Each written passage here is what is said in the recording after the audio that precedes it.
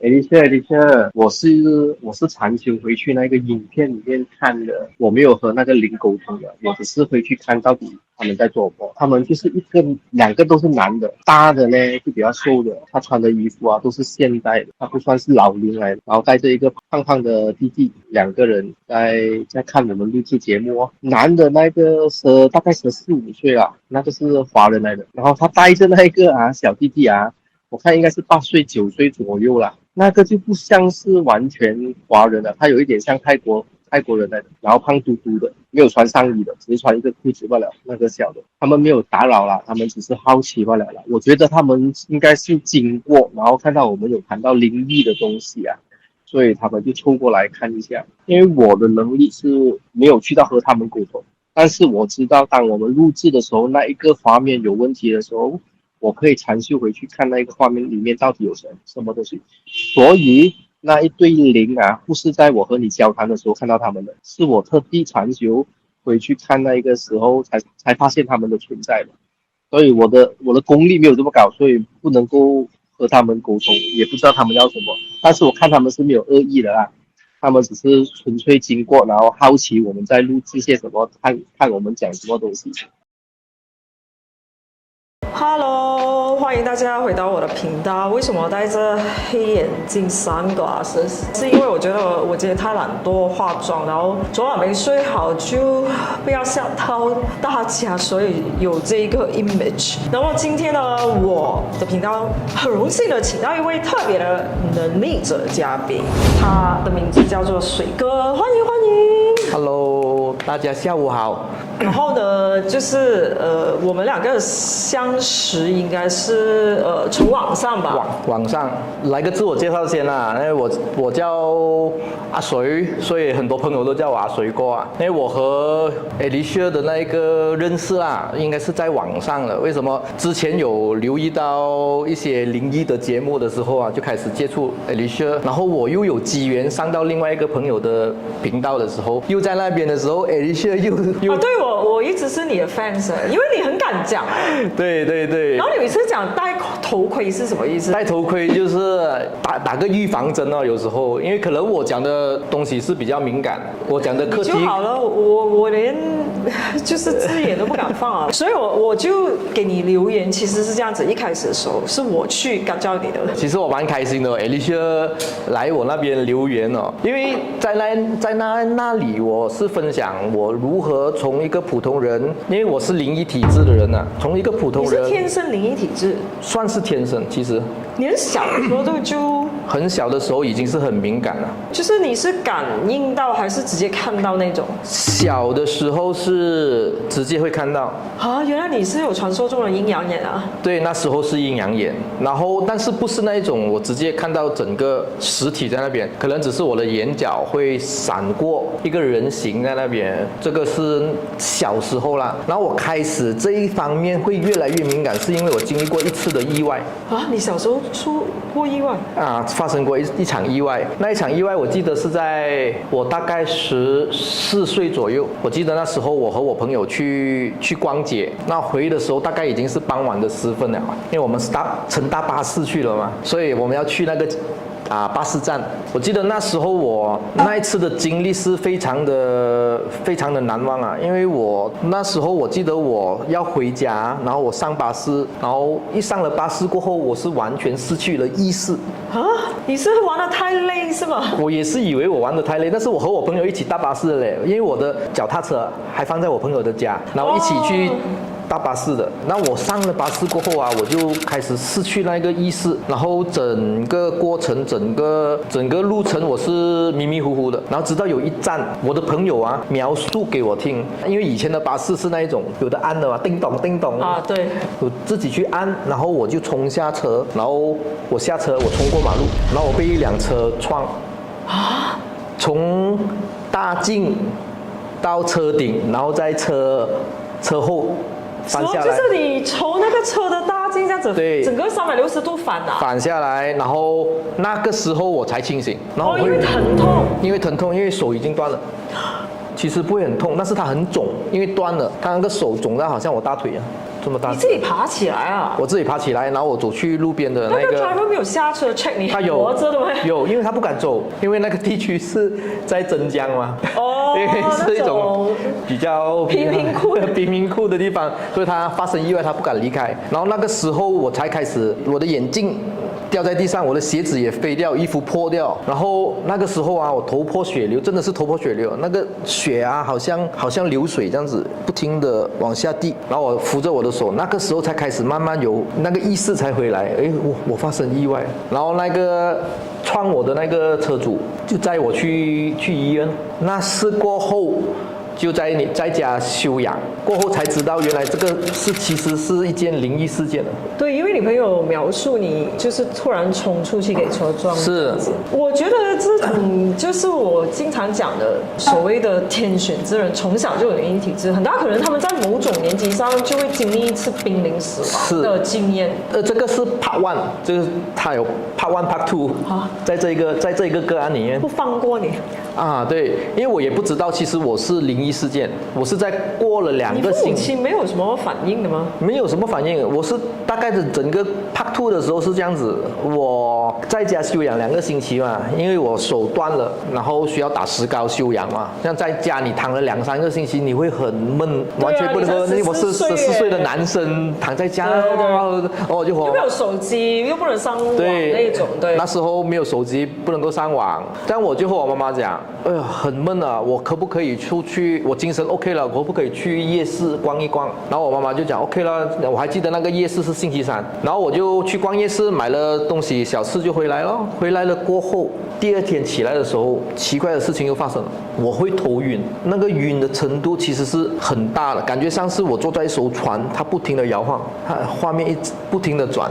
然后星期4早上嘛，星期5转了第2天了，哇，很辛苦，我去看医生，医生说没有事情哦 ，check 了过后又没有事情。没有脑震荡这些，哇，你360度翻滚已经 check 完了 CT scan， 然后 X-ray 全部 check 完了的，然后我才出院的。然后3个星期过后就发生这样的事情哦，然后来到星期6的那一天，第3天还是不停的晕哦，而且我的眼睛是不能够往旁边去望，好像我现在这样子要看 Alicia 我不可以啊，看到 Alicia 我就头晕了，然后就觉得不对劲哦，我妈妈就说，哎，不如这样子啊，你在家待着，我私下去神庙跑一趟啊，看一下是不是有什么事情啊。那个时候就我妈妈离开家大概6点多，我还在那边看《西游记》，但我到7点的时候啊，我看着那个时钟7点的时候啊，我开始发生奇异的事情在我身上啊，我控制不了我的身体。那时我还不察觉，我以为我眼睛很干，看戏看得很干，我想要眨眼，但是我眼睛眨不到啊。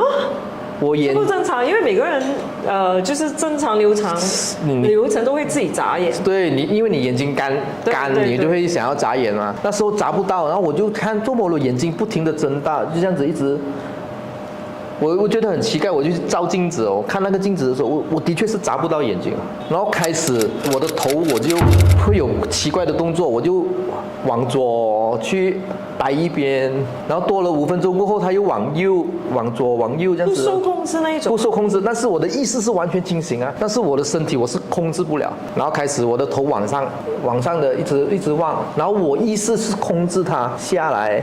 还是不行，再过多10多分钟的时候啊，然后我又往下，然后我用手去顶我的头，我是完全不受我的控制。那时候我很怕，因为家里没有人，只有我一个人。因为我妈去了庙，然后爸爸还没回来。爸爸因为爸爸在外国工作，那时候我大哥就刚巧放工回来的时候，看到我在房间的时候，问我什么事，我说我不知道发生什么事情。然后讲完这一句过后，我开始会咬我的舌头。啊，很大力那一种吗？要咬啊，然后需要用手去掰开我的嘴巴，不然的话，一个棍呀啊，拿东西掰开，好像发用丢哎，以为是癫痫症啊，但是没有，我是没有这一个问题的。抽搐，你没有抽搐啊？没有，完全没有。那时我就很奇怪，因为我是意识上是清醒的，完全清醒的，就是你控制不了自己的肢体。控制不了，那时候我才第一次遇到这样的灵异事件呢，我却不知道我妈妈为什么没有去到庙，她又突然，她又回来了，又turn回来了，感觉她好像可能她觉得家里有事情发生，她又跑回来了。因为这样的情况，他们就想起以前我爷爷有一个朋友，他是金英坛的。哦，就是那种一个法师这样子的。那个时候我爷爷已经不在了，去世了。但是那一个老人家是和我爷爷有交情哦，然后我就去他的，当晚就去了他家。当晚就去他的家了。然后他已经出去了的，他已经出门了的。但是他也是 sense 到有人来他家，他会 U-turn 走回来，然后就帮我去处理整个个案。然后当时整个斗法的个案啊。斗法？哇，这个真的是洗耳恭听哎。那时候我记得他帮我拿我的时辰八字来算，那一天其实是我这一辈子里面最阴、最弱的一天，最弱的一天来的。而且这一个来侵犯我的这个灵体啊，其实他推我出马路。其实你应该被上身了，就是他严格来说，因为你有意识，可是你控制不了你身体，算是被上身了吧？我的经验我是有被上身过，但是那一次的我是整个意识是完全清醒的，他是控制不了我的意识，但是他控制了我的身体。我看了我去他的家的时候大概8点多，整个过程啊应该用了整3个小时去斗法，因为他不停的去做很多仪式过后啊，我只是安静了大概20分钟、15分钟，然后过后我又会再来这样的情况。这里会打人啊，或者是暴力啊，没有，然后自残撞墙壁哈，没有，那时候没有。过后你的头会转，我是完全身体不受控制，会抖这样子啊？抖不会抖，但是会流口水。啊！我会流口水，然后因为你一直要咬你的舌头。对，咬舌头，然后我的颈是不受控制的，一时在左边，一时在右边这样子，然后整个你是 feel 到你和他一直对抗的那一段时间，3个小时啊，维持3、4个小时啊，然后到11点多的时候，那个师傅终于忍不住了，他爬上他家的那个神台啊，有一把他们的关公刀吗？关公的剑。他刚刚不是用那个大型的刀？没有，他可能那是我太小只吧，这么大把刀，他们的真坛计谋啊。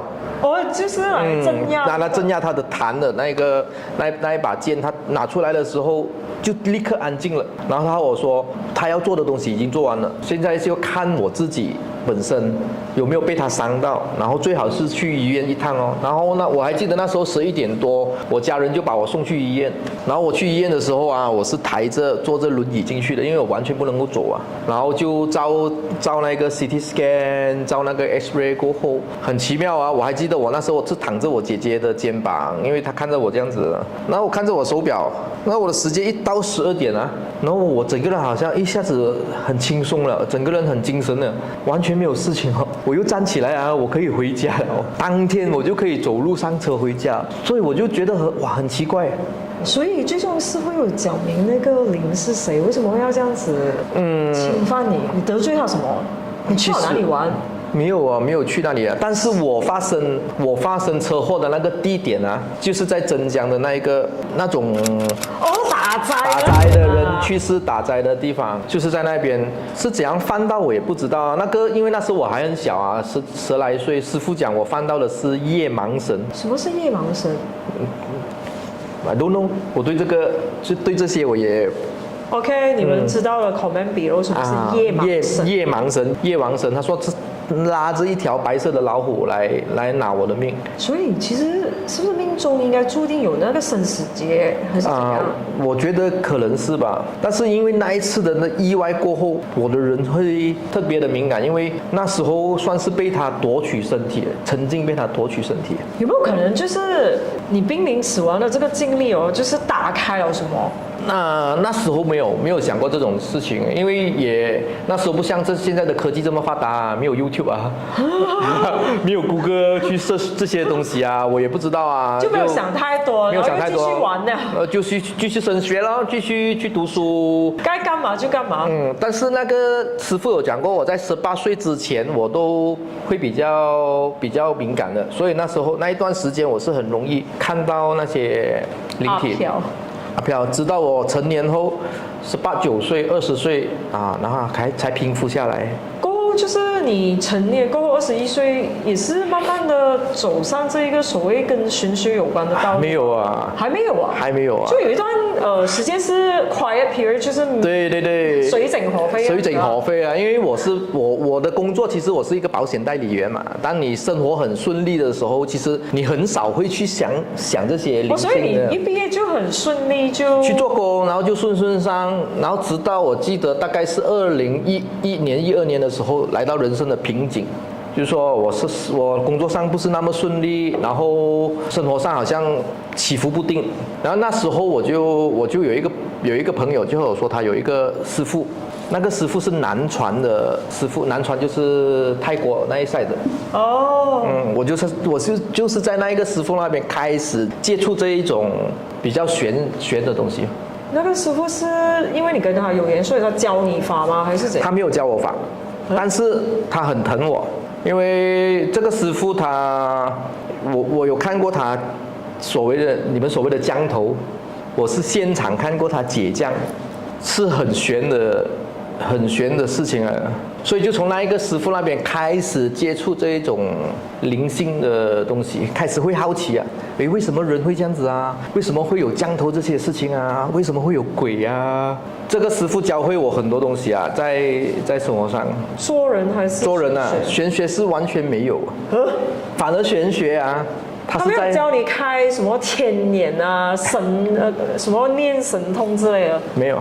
所以他只是教你做人，对吗？对，那个是因为他还在这个世界上的时候，但是他仙游过后了，他圆寂过后，这个师傅啊，他反而有回来教我东西。因为现在时机成熟了嘛，毕竟那是2011年的，蛮久了。然后他离开应该有7、8年了。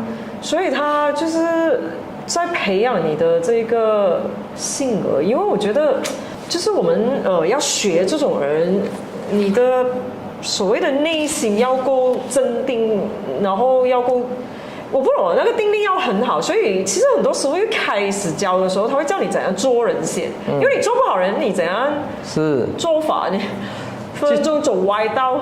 其实我那时候也没有想过跟他学法，其实完全没有这个念头，完全没有这个念头。只是觉得在他旁边很舒服，好像有个人引导你。对，然后而且在他身边有很多奇奇怪怪的事情看嘛，人是好奇啊，八卦嘛，然后就时常会去找他喝茶。然后我开始我的比较有去认真的去看这一个玄学的时候，是我相信是2016的时候啊，2016因为我家里发生一些事情，我爸爸生病了，然后我需要照顾他，然后同年我老婆又怀孕，然后那时候我的生活压力是很重。就经济上拘谨，不止经济，连精神上，对，我要照顾这2个人，然后我不能够去上班，然后经济收入又下滑，然后精神那边又休息不够，然后那时候我就寻求怎样去解除这样的压力啊，那我就开始接触去禅修。所以就是你现在有没有做这个玄学 full time？ 你是有开坛做法吗？我没有开坛做法，有私底下帮人解决个案的吗？以前曾经有去帮过别人解决这样的问题，因为那个是我的灵性的路程的前半段。因为刚刚有了这样的能力的时候，心就会很大啊，那一个 ego 突然间就很大，觉得自己很了不起。好像除了我这种就是特别抗拒以外，其余的，因为我从来都不会有这个傲慢心，就是因为我一直觉得这个能力是一个好像诅咒，或者是一个很重的就是负担，你懂吗？所以我一直逃避这个问题，变成了我完全对这个没有任何兴趣，就完全如果不用法，我到现在就很正常。有时候连我的小师姐都会问，你不是可以透视这个那个？然后我讲，我就忘了有这个能力。就我一般生活里面是不会做这样子的事情，但是我知道有很多人开始接触的时候，他们会有这个傲慢心，然后会有这个强烈的这个 desire 要去得到或者是更上一层楼这个能力。可是我没有啊，因为我一直在逃跑这件事。我觉得是身份的关系啊，因为你是女孩子嘛，我是男生嘛。我觉得对环境里面没有人，没有每天就是告诉我，我那谁好像中邪，或者是你今天帮我去偷看，就我身边没有任何一个这样子的环境去帮助我，无时无刻提醒我有这个能力，就我很正常的去生活，我觉得应该是这样子啊。是啊，因为大部分的男生啊，内心都有一个超人的梦想啊，Superman 啊，你想要去做一些不一样的东西吧？就是好像因为你小的时候你的那一种哇，你看七龙珠那个又很能打啊，对，就是那个什么 superhero 啊 ，Spiderman 啊什么，现在我有超自然的能力哦，都会有一个小小这样子的，对。因为我的那个灵异的能力啊，是从禅修禅定里面获得的，所以我那时候不明白为什么佛陀他有说，不提倡人家所谓的神通，然后要修行的人不要去接触神通。其实他们没有否定神通，他们知道会有神通啊，但是他却知道。他们否定的应该是人类吧？我们不够定力去对我们的欲望会被太强了，会被这个神通拉扯去某些不应该去的地方啊。那当时我觉得这个是必经之路啊，因为你没有经过，你突然说不要用这个东西，所以那时候刚刚有这种这样的能力的时候啊，其实是很可怕的。我觉得我自己，我又很搞笑，因为我的经历是，因为我那时候我禅定的时候，我可以去到某些层次的时候，我是可以看很远的东西的。远视吗？这个叫算远视，就是你在你的家，然后你通过禅定我可以看到你在做什么。在我在冲凉的时候，就是但我又没有啊，因为可能我可能就是可能就是没有这种。他不是色的那个师傅。我觉得当你有这种想法，可能你就直接看不到了。所以那时候我就有遥视的。为什么我觉得我的东西是？英语叫 remote viewing。我不是自己看了自己，然后觉得自己很 OK 就去幻想自己有这样的能力。我有求证的嘞。我有一个朋友也是禅修的，然后我禅修的时候，我打坐的时候，我去到他家，我看到他坐在什么位置禅修，穿什么衣服，在做着什么东西的时候，然后禅修完了过后啊，我就打电话给他，我说刚才几点的时候，你是不是在这个地方做着这样的东西？他说是。哇，这个比我的通灵术还要高就是我做不了远视，这个我可能可以回看一些 record， 但是当下发生的东西，我是应该是看不到啊。对，而且可以看过去，也可以看未来。我可以看前者和后者，中间那个 person 我是看不到。因为我身边也是有很多禅修的朋友的，然后我觉得我的能力其实也不算很强，因为我在他们那边我见识过，他们能够看到很细的东西，很细节的东西，就好像说，昨天你发生了一场意外，然后你看不到内容，他可以禅修回去当时的画面，然后去转每一个角度，然后去 zoom 每一个角度啊。对 ，OK， 我做不到，我只能大概有一个 snapshot 这样子，就是拍一张照，我只能看到180度360度做不到。但是我觉得我去分享这个，我不是说你们去禅修那个学这个东西，因为这个东西真的是会把人带去一个走火入魔的。我讲到走火入魔，好吧，今天我们就聊到这里，然后下一集呢，当然我们还要继续跟水哥聊，因为我觉得我跟你的想法比较同频吧，因为我们都是那种天生，然后我基本上是比较抗拒，你反而比较接受这种能力。再加上我本身家庭也是基督教，然后我去了英国这么多年，就变成我环境里面并没有太注重这种神神鬼鬼有关的东西。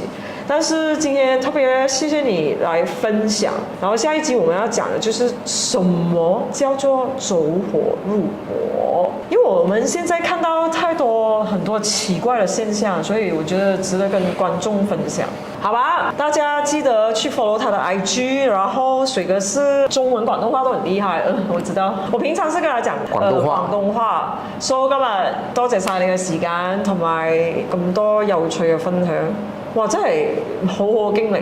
OK， 我哋下一集見，拜拜。第6屆快速群體治療，幫助你提升運勢，增長智慧，清除業障，清理負能量，去除障礙。一個人只需99令吉。